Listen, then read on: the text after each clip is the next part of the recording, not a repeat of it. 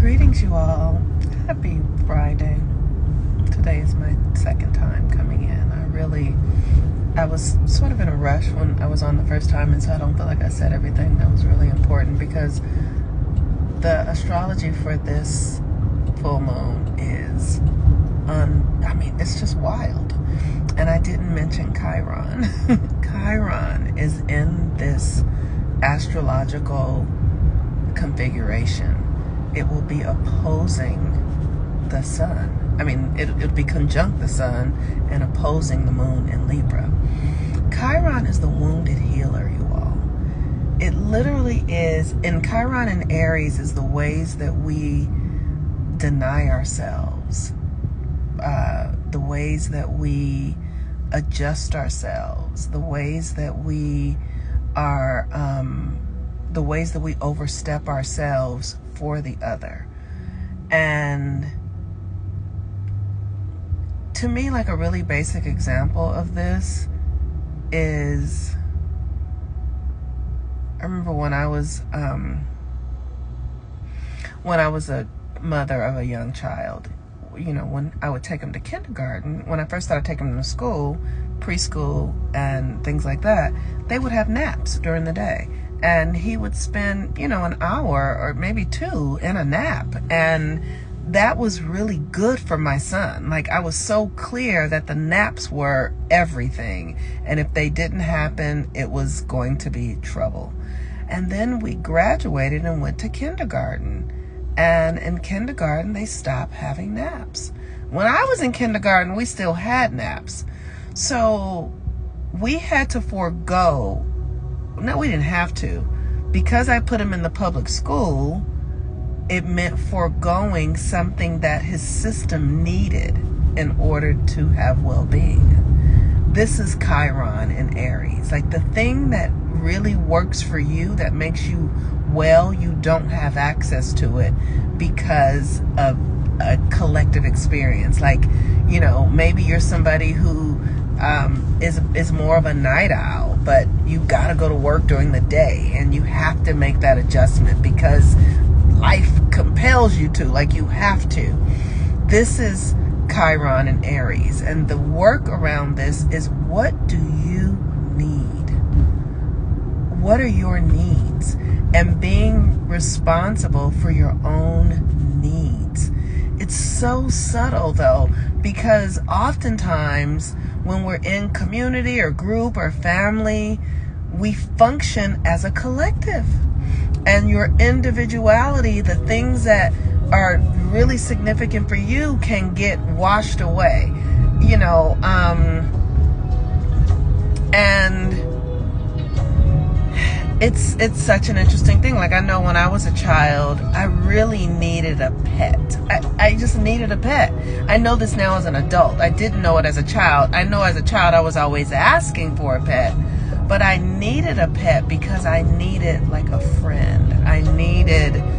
I needed something that belonged to me, that I could care for, that I could love. And that just wasn't available in my environment. Like, my grandmother was like, I ain't taking care of no dog. And so it just didn't happen. And so there was something in my development that didn't get activated, that I actually need in my humanness, that I actually need in my personhood. So that thing that wanted to get developed, that I was asking for a pet to help develop it, I didn't know why I was asking, but I got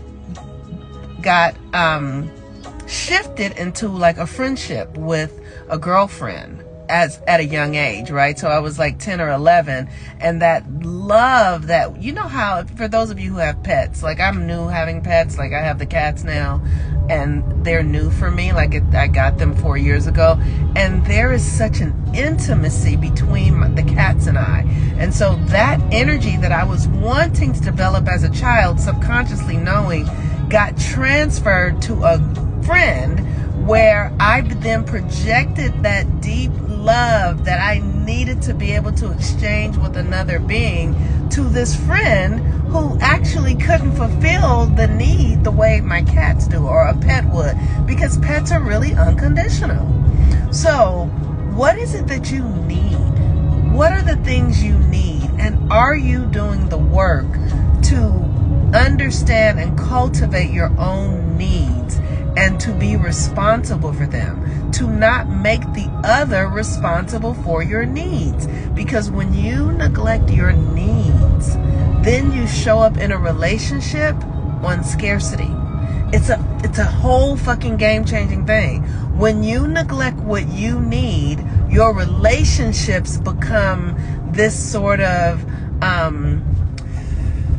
unhealthy place of expectation and unexpressed desires and unexpressed that you want the other person to fulfill, but they cannot. So for instance, because I didn't have a pet that would have been able to fulfill that deep connection, or parents who were really available to me, and my energy was just left to,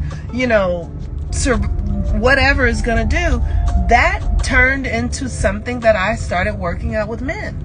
Like, I need a boyfriend. And I would go into relationships looking for a sense of security, looking for somebody to validate me, not able to find my own center of being because I hadn't developed it in another way.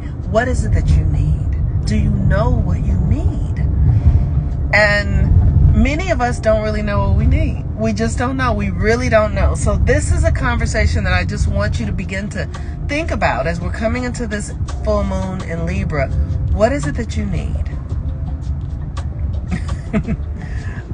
She said, I need to figure out this. I will save it. What is it that you need? What are your needs?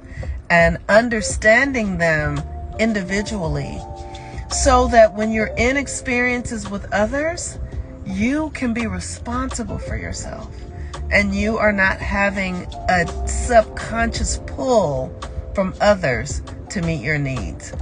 It's the biggest deal ever. So with that, that's all. I just wanted to share that. Remember, today is Venus Day. So you guys, if you want to do donations, I would love that. My Cash App is $ Monique Ruffin. My Venmo is @ Monique-Ruffin. And if this work supports you, I ask for donations because reciprocity. It keeps the work going and it keeps us in our own experience of evolution. Do you know what you need? Goodness gracious. And it's not a mistake that you have needs. This is the last thing I'm going to say. One of the things that has been challenging for me is that I have always felt ashamed of my needs because they didn't get met when I was a child. So anytime I have a need, I can have an internal thing that goes on. And really it's because I wasn't taught how to meet my own needs. So I have an idea embedded in me that other people are to meet my needs. And now that I'm learning that I get to meet my own goddamn needs, I actually don't need people to meet my needs. I just want to be in a relationship for relationship's sake. Like, I don't need you to meet my needs. I don't need you to pay my bills. I don't need you to affirm who I am. I can do all those things for myself. I know who I am. I just want to be in the relationship for the sake of experience because it grows me. It supports me. I like to support others. I like the exchange, the camaraderie. I like sex. You know what I mean? But I don't need you to protect me, assure me. I can do those things in myself, but I had to figure that out. Like, I get to do this myself. I get to meet my own needs. I get to be fully devoted to my own needs. And that's what I'm up to. All right, you all. Peace and blessings. Thank you. Bye-bye.